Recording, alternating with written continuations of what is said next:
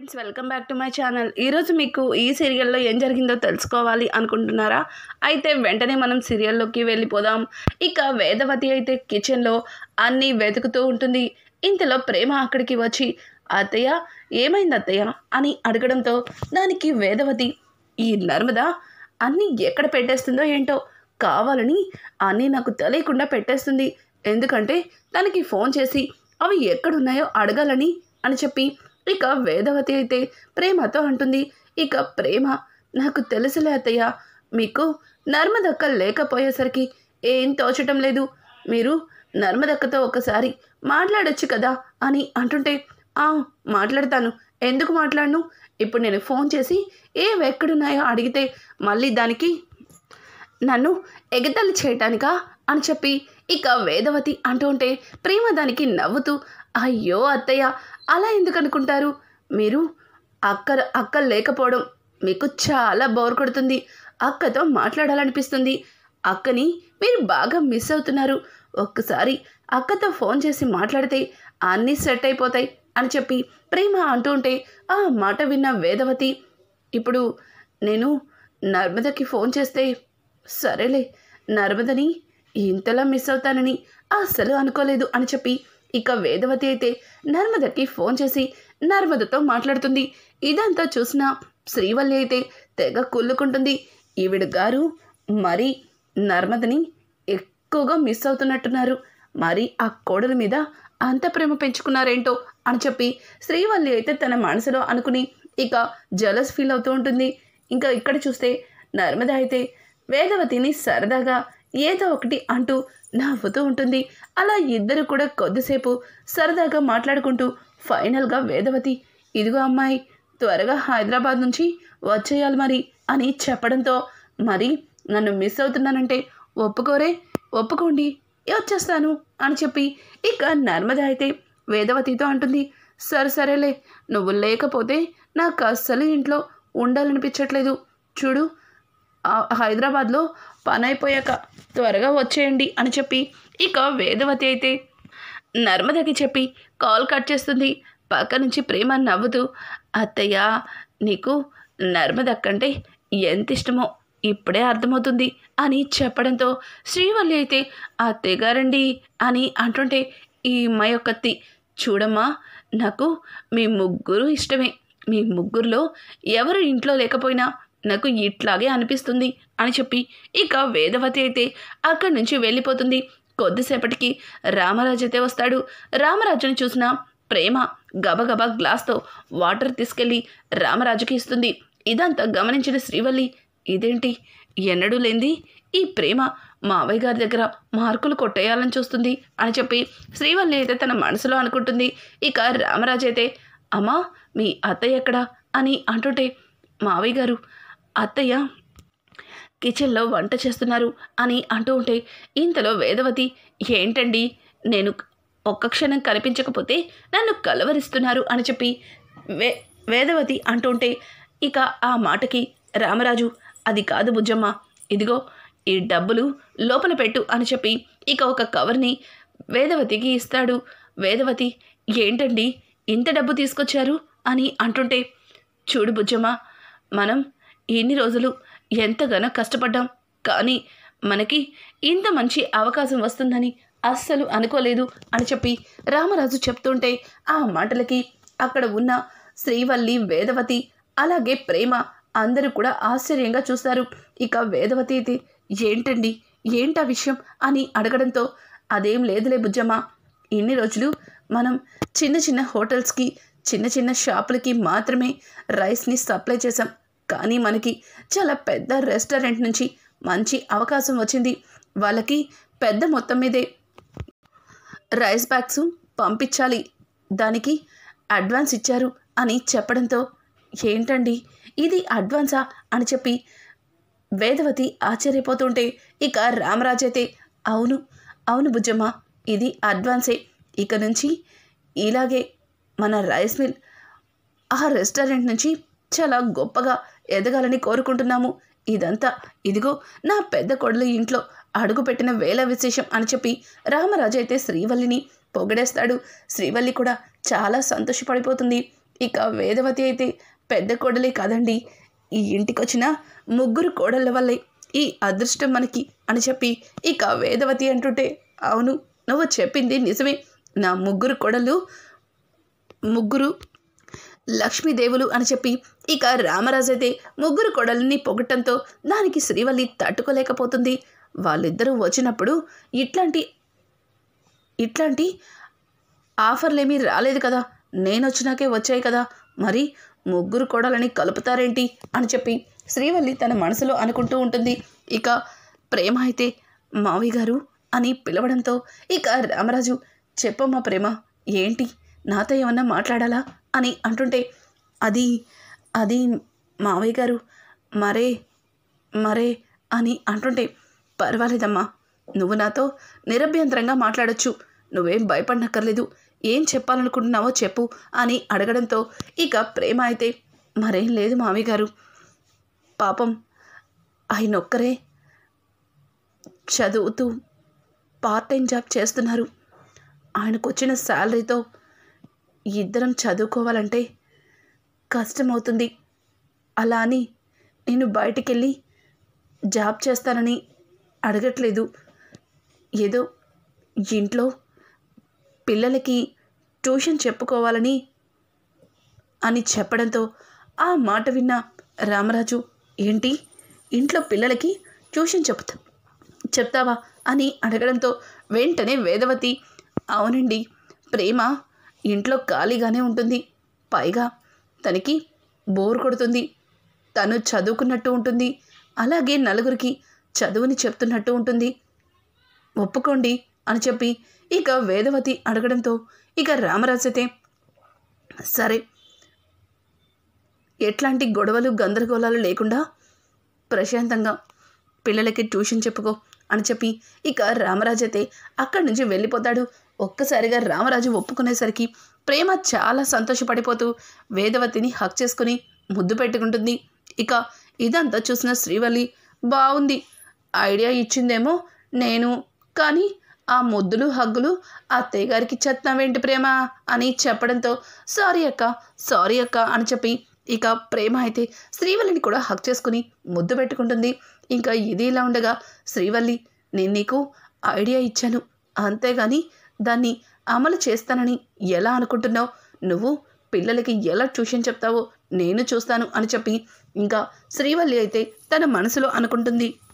ఇక ఉదయాన్నే ట్యూషన్కి పిల్లలందరినీ తిరుపతి అయితే తీసుకొస్తాడు.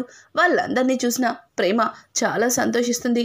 ఇక తిరుపతి అయితే, చూడమ్మా ప్రేమ, వీళ్ళే కాదు ఇంకా పక్క వీధిలో వాళ్ళు కూడా వస్తానన్నారు, వాళ్ళని కూడా దగ్గరుండి మరీ వెంట పెట్టి తీసుకొస్తాను, నువ్వు సంతోషంగా ట్యూషన్ చెప్పుకో అని చెప్పి ఇక తిరుపతి అయితే వాళ్ళతో మాట్లాడి పిల్లల్ని కూర్చోబెడతాడు.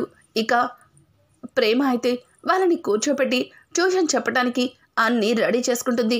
ఇందులో ధీరజ్ అక్కడికి వచ్చి ఒక్కసారిగా అక్కడ ఉన్న పిల్లలందరినీ చూసి షాక్ అయిపోతాడు. ఇక ప్రేమ అయితే ధీరజ్ని చూసి ధీరజ్ దగ్గరికి వస్తుంది. ధీరజ్, నాకు ఆల్ ద బెస్ట్ చెప్పవా అని అడగడంతో, ఏంటి ఆల్ ద బెస్ట్ చెప్పాలా, చూడు ఆల్ ద బెస్ట్ చెప్పే ముందు భర్త దగ్గర నుంచి దీవెనలు తీసుకోవాలి, ముందు కాళ్ళకి నమస్కారం చేసుకో అని అంటుంటే, ఏంటి నీ కాళ్ళకి నమస్కారం చేయాలా, అయినా నేనెందుకు చేయాలి అని అంటుంటే, ఏంటి నీకు అస్సలు సంస్కారం తెలీదా, ఏదో నేనేదో నీతో కావాలని కాళ్ళు మొక్కించుకుంటున్నట్టు మాట్లాడుతున్నావు అని చెప్పడంతో ఒక్కసారిగా ప్రేమ, సారీ ధీరజ్, నిజంగా నాకు తెలీదు, ఇట్లా ఆశీర్వాదం తీసుకోవాలని, సరే నన్ను దీవించు ధీరజ్ అని చెప్పి ఇక ప్రేమ అయితే ధీరజ్ కాళ్ళని పట్టుకోబోతుంటే ధీరజ్ ఒక్కసారిగా ప్రేమ అమాయకత్వాన్ని చూసి నవ్వుకుంటాడు. ఇక ప్రేమని పైకి తీసుకుని, చూడు నువ్వు ఇట్లాగే నీ ట్యూషన్ని ఇంకా పెద్దది చేసుకోవాలి, ఆల్ ది బెస్ట్ అని చెప్పి ప్రేమకి షేక్ హ్యాండ్ ఇస్తాడు. అలాగే ప్రేమ సంతోషాన్ని చూసి తను కూడా చాలా ఆనందపడుతూ అక్కడి నుంచి వెళ్ళిపోతాడు. ఇక ప్రేమ కూడా ధీరజ్ని చూసి చాలా సంతోషపడుతుంది. ఇక తను అనుకున్నట్లుగానే పిల్లలకి ట్యూషన్ చెప్పడం మొదలు పెడుతుంది. ఇంకా ఇక్కడ చూస్తే నర్మద అలాగే సాగర్ ఇద్దరు కూడా హైదరాబాద్లో మీటింగ్ పూర్తయిన తర్వాత ఇక రిటర్న్ వస్తుంటారు. బస్ దిగడంతోనే బస్ దగ్గర సాగర్కి బాగా ఆకలి వేస్తుంది. నర్మదా, నాకు బాగా ఆకలిస్తుంది నర్మదా, ఏదైనా టిఫిన్ చేసి వెళ్దాం అని అంటూ ఉంటే నర్మదా, ఏంటి సాగర్, ఊర్లోకి వచ్చిన తర్వాత ఇలా బయట తినడం, ఇంటికి వెళ్ళాక తిందాం, మన కోసం అత్తయ్య వేడివేడిగా టిఫిన్ చేసి ఉంచుతారు అని అంటుంటే, చూడు నర్మదా, నాకు ఇంటి దాకా వెళ్ళాలంటే కష్టం, ఇక్కడే ఏదైనా టిఫిన్ చేసి వెళ్దాం నర్మదా, ప్లీజ్ నర్మదా అని అంటూ ఉంటే, ఇంతలో రావాలే, ఇడ్లీ గట్టి చట్నీ, ఇట్లాంటి గట్టి చట్నీ ఎక్కడ దొరకదు అని చెప్పి పెద్ద పెద్దగా అరుస్తూ ఉంటే, అదిగో నర్మదా, వేడివేడి ఇడ్లీ అంట, గట్టి చట్నీ అంట, వెళ్ళి తిందాం నర్మదా, రా నర్మదా అని చెప్పి సాగర్ అయితే నర్మద చేయి పట్టుకుని బలవంతంగా ఎక్కడి నుంచి అయితే ఆ అరుపులు వినిపిస్తున్నాయో అక్కడికైతే వెళ్తాడు. ఇక అక్కడైతే భాగ్యం అందరికీ కూడా టిఫిన్ని ప్లేట్లో వడ్డించి ఇస్తూ ఉంటుంది. ఇక కరెక్ట్గా సాగర్ ముందు టిఫిన్ ప్లేట్ పట్టుకుని నుంచోవడంతో ఒక్కసారిగా సాగర్ షాక్ అయిపోతాడు. సాగర్ అయితే మీరు అని అంటూ ఉంటే భాగ్యం తలెత్తి చూస్తుంది. వెంటనే పక్కన నర్మద కనిపిస్తుంది. పిన్ని గారు, మీరేంటి ఇక్కడ, పైగా ఈ అవతారం ఏంటి అని అంటుంటే, నర్మదా, నువ్వు చెప్పింది నిజమే నర్మదా, ఒక్కసారి శ్రీవల్లి వల్ల నాన్న చూడు అని చెప్పడంతో ఆయనేమో రావాలే, ఇడ్లీ గట్టి చట్నీ అని చెప్పి అరుస్తూ టవల్ని అటు ఇటు తిప్పుతూ వెనక్కి తిరిగి చూస్తాడు. వీళ్ళిద్దరిని చూసేసరికి ఒక్కసారిగా ఆయనకి గుండాగినంత పనవుతుంది. ఇక భాగ్యమైతే తడబడుతూ అది అని చెప్పి కంగారు పడిపోతూ ఉంటుంది. ఇక నర్మద, నేను చెప్పానుగా సాగర్, వీళ్ళని మొదటి నుంచి నాకు వీళ్ళ మీద అనుమానమే, వీళ్ళ అవతారం చూస్తుంటే నీకింకా అర్థం కావట్లేదా, వీళ్ళు మోసం చేసి బావగారిని వీళ్ళ అమ్మాయికిచ్చి పెళ్లి చేశారు అని చెప్పి ఇక నర్మద అయితే భాగ్యంతో మాట్లాడుతూ ఉంటే, భాగ్యం, చూడమ్మా, నువ్వు మమ్మల్ని తప్పుగా అర్థం చేసుకుంటున్నావు, మేము అట్టంటి వాళ్ళమేం కాదు, ఏదో వద్దయ్యా అంటుంటే డబ్బులకి కక్కుర్తిపడి ఇదిగో ఇట్లాంటి యాసం కట్టి ఇక్కడ టిఫిన్ అమ్మేదానిలా నిలబెట్టావు, చూసావుగా వాళ్ళు ఎలా అపార్థం చేసుకుంటున్నారో అని చెప్పి భాగ్యమైతే వాళ్ళ ఆయన మీద విరుచుకు పడుతుంది.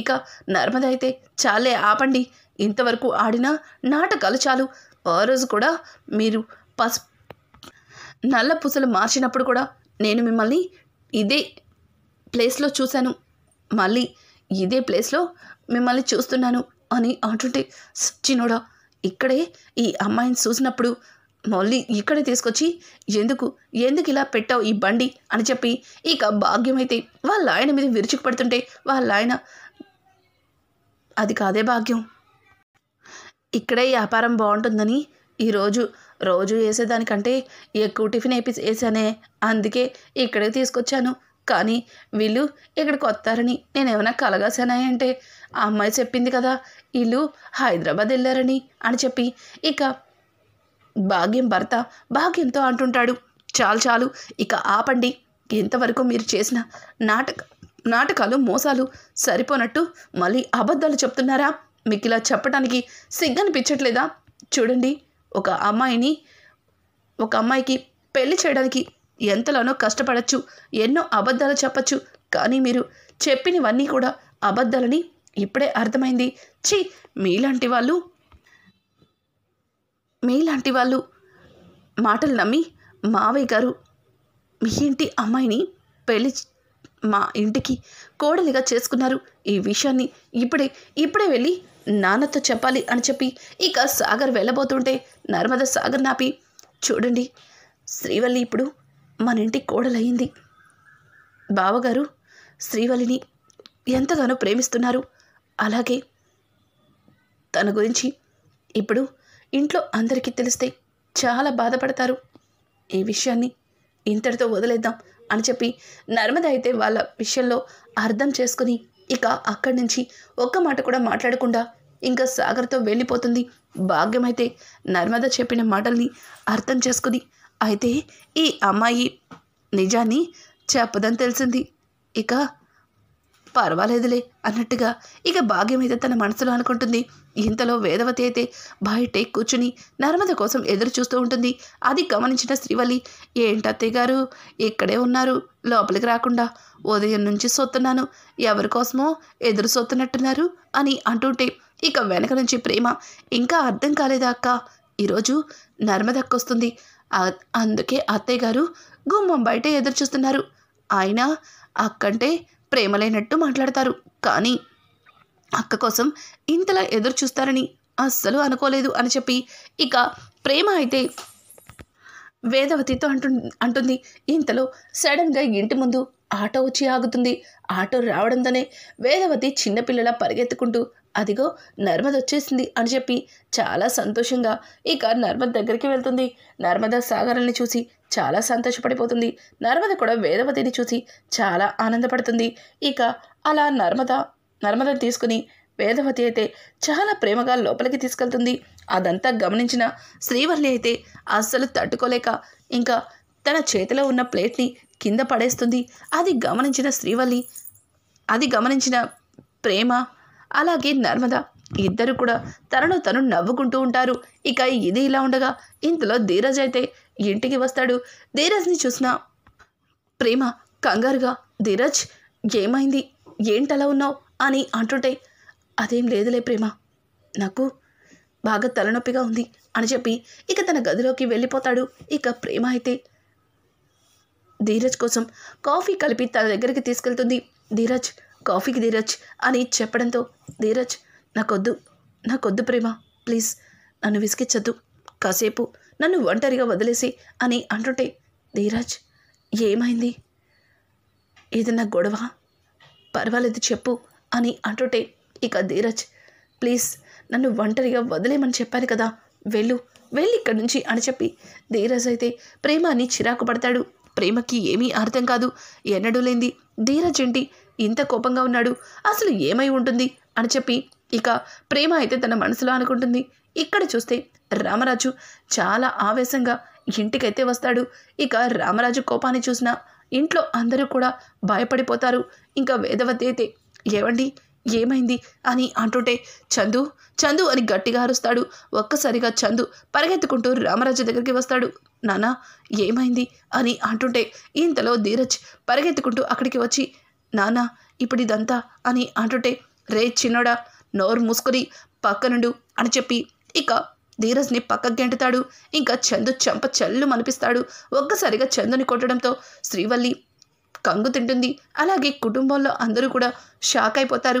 ఇక వేదవతి అయితే, ఏమండి ఏమైందండి, పెద్దోడిని ఎందుకండి కొడుతున్నారు, ఆయన ఇలా అందరి ముందు వాడి మీద చేయి చేసుకోవడం ఏమాత్రం బాగాలేదు అని చెప్పి ఇక వేదవతి అంటుంటే శ్రీవల్లి వెనక నుంచి, అవును మా అయ్యగారు, ఏదైనా ఉంటే మీరు ఆయన్ని లోపల తీసుకెళ్ళి మాట్లాడాలి, అంతేగాని ఇట అందరి ముందు ఆయన మీద చేసేసుకుంటే ఆయనకి ఎంత పరువు తక్కువ, చెప్పండి మా అయ్యగారు మీరన్నా, నేను భార్యని, నా ముందే నా భర్తని కొడుతుంటే నాకు ఎంత బాధగా ఉంటుంది అని చెప్పి శ్రీవల్లి మాట్లాడుతుంటే, చూడమ్మా నువ్వు నిన్న కాక మొన్నొచ్చావు, కానీ వీడిని నేను 25 ఏళ్ల నుంచి ఈ చేతులతో పెంచి ఇంతవాణ్ణి చేశాను, వాడు ఏదైనా తప్పు చేస్తే దానికి శిక్ష వేసి దాన్ని మందలించడం నా బాధ్యత అని అంటూ ఉంటే ఇక పక్క నుంచి వేదవతి, ఏంటండి పెద్దోడు తప్పు చేయడం ఏంటండి అని అంటుంటే పక్క నుంచి శ్రీవల్లి కూడా, చూడండి మావయ్య గారు, ఆయన్ని పెళ్లి చేసుకుని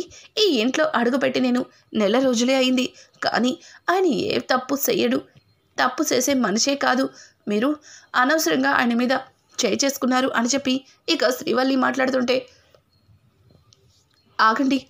ఆపండి అని రామరాజు అందరినీ ఆపి చందుని పట్టుకొని, ఆ వడ్డీ వ్యాపారి దగ్గర 10 లక్షలు ఎందుకు తీసుకున్నావు అని అడగడంతో ఒక్కసారిగా శ్రీవల్లికి దిమ్మ తిరిగిపోతుంది. ఇక చందుకి నోటి నుంచి మాట రాదు. ఇక పక్కన ఉన్న ధీరజ్, నాన్న ఆ 10 లక్షలు నేను తీసుకున్నాను అని చెప్పి చెబుతుంటే, రే చిన్నోడా చాలిక, ఇప్పటికే నువ్వు చాలా అంటే చాలా నిందలు వేసుకున్నావు, ఇంకా ఈ నిందని కూడా నీ మీద వేసుకుని నాన్న దగ్గర నువ్వు దూరం అవ్వడం నాకు ఇష్టం లేదు, ఆ డబ్బు తీసుకుంది నేనే నాన్న, కానీ ఆ డబ్బులు తీసుకుని నేను పాడు చేయలేదు. కానీ మీకు ఈ నిజాన్ని ఎన్నోసార్లు చెప్పడానికి ప్రయత్నించాను, కానీ చెప్పలేకపోయాను. అది ఆ డబ్బు అని అంటుంటే, చూడరా పెద్దోడా, నీ మీద నేను చాలా నమ్మకాన్ని పెట్టుకున్నాను. కానీ నువ్వు నాతో చెప్పకుండా ఏది చేయవని ఎంతో గొప్పగా ఫీల్ అయ్యేవాడిని. కానీ ఈరోజు నాకు తెలియకుండా ఆ వడ్డీ వ్యాపారి దగ్గర 10 లక్షలు అప్పు చేశావు. వాడు నలుగురిలో పట్టుకుని నన్ను డబ్బు గురించి అడిగినప్పుడు వాడికి సమాధానం చెప్పుకోలేక అందరి ముందు నా తల తీసేసినట్టయింది. ఇక ఆ ఎదురున్న సేనాపతి, వాడి కొడుకు విశ్వక్ అందరి ముందు ఎంత చులకన చేసి మాట్లాడారో నీకు తెలుసా? ఇంత జరిగింది. రానున్న ఎపిసోడ్స్ మరింత ఇంట్రెస్టింగ్గా మారిపోతున్నాయి. ఈ వీడియో మీకు నచ్చినట్టయితే లైక్ చేసి సబ్స్క్రైబ్ చేసుకోవడం మాత్రం మర్చిపోకండి. Thanks for watching. Hi friends, welcome back to my